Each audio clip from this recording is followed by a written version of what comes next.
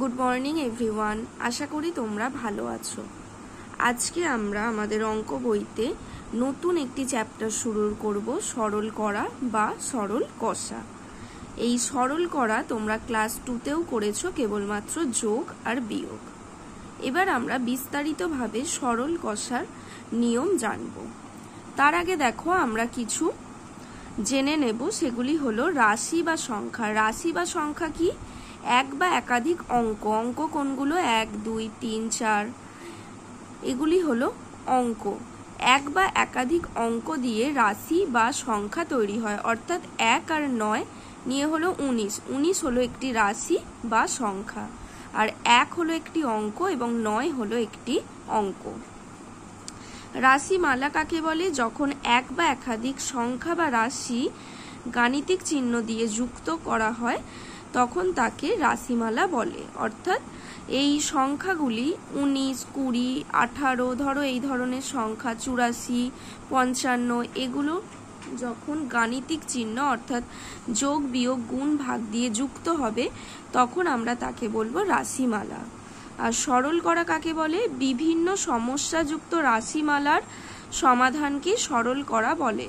অর্থাৎ এই যে রাশি বা সংখ্যাগুলি তাদের মাঝে যে যোগ বিয়োগ গুণ ভাগ দিয়ে যুক্ত করা হয়, এই বিভিন্ন সমস্যাযুক্ত রাশিমালার সমাধানকে বলা হয় সরল।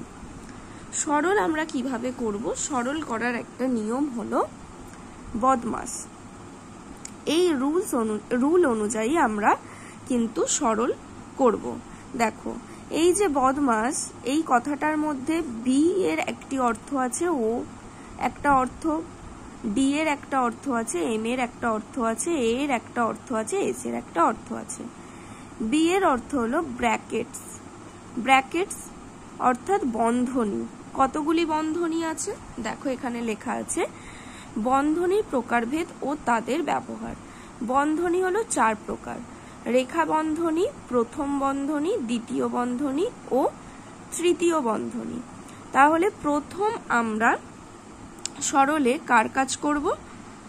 বন্ধনীর কাজ করব। বন্ধনীদের মধ্যে প্রথম কাজ করব রেখা বন্ধনীর, তারপর করব ফার্স্ট ব্র্যাকেট বা প্রথম বন্ধনী, তারপর দ্বিতীয় বন্ধনী এবং সর্বশেষে করব তৃতীয় বন্ধনীর কাজ। এরপর হচ্ছে ও ফর অফ অর্থাৎ এর।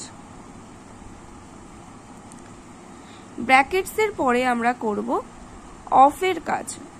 অফ কথার অর্থ এর, তাহলে আমাদের করতে হয় গুণ, কিন্তু আমরা কখনোই গুণ চিহ্ন দিতে পারবো না।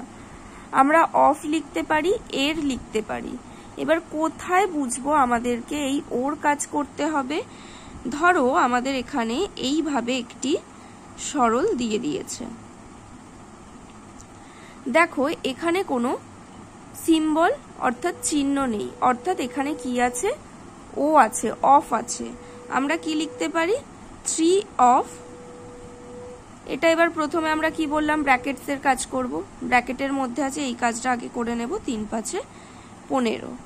অথবা এখানে লিখতে পারি এর, কিন্তু এখানে আমরা কখনোই গুণ চিহ্ন দেব না, কিন্তু অফ আছে অর্থাৎ গুণ করতে হবে। তাহলে 15কে 3 দিয়ে গুণ করলে কত পাবো? 45।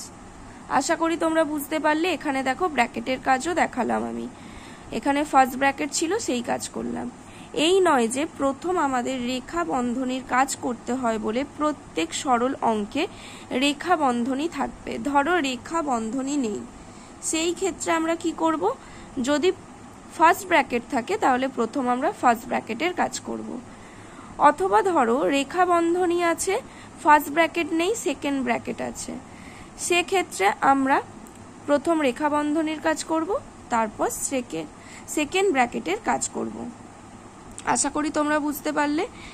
এরপর দেখো ডি ফর ডিভিশন অর্থাৎ ভাগ,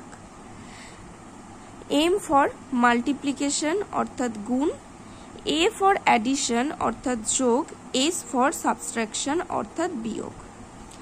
দেখো এগুলোও কিন্তু আমরা কিভাবে করব? ব্র্যাকেট অনুযায়ী কাজ করব। চলো আমি তোমাদের একটি অঙ্ক দেখাই, তাহলে তোমরা বুঝতে পারবে যে কিভাবে কাজটা হচ্ছে।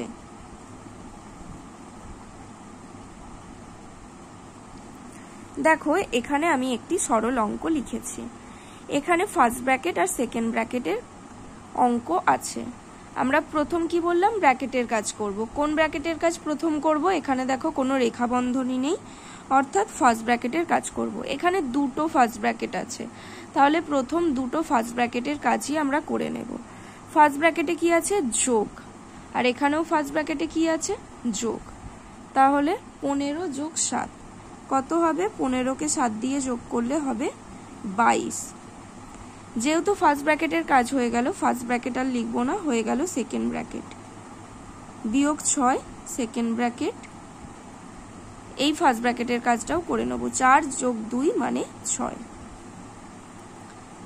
এবার কি করব? সেকেন্ড ব্র্যাকেটের কাজ করব, আছে বিয়োগ। তাহলে 22,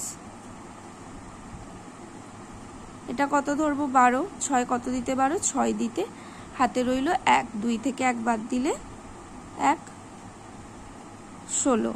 সেকেন্ড ব্র্যাকেটের কাজ হয়ে গেল বলে সেকেন্ড ব্র্যাকেটটাও তুলে দিলাম। বিয়োগ 6, 16 থেকে 6 বিয়োগ করলে হবে 10। অতএব নির্ণেয় সরল ফল 10।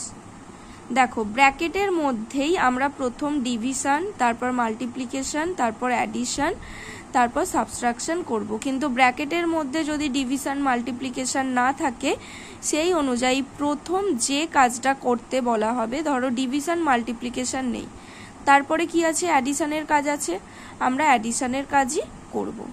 আশা করি তোমরা বুঝতে পেরেছো। আমরা যখন এবার অঙ্ক শুরু করব তোমরা আরো ভালো করে বুঝতে পারবে। তোমরা প্রত্যেকে তোমাদের অঙ্ক বইতে 37 নম্বর পৃষ্ঠা খোলো।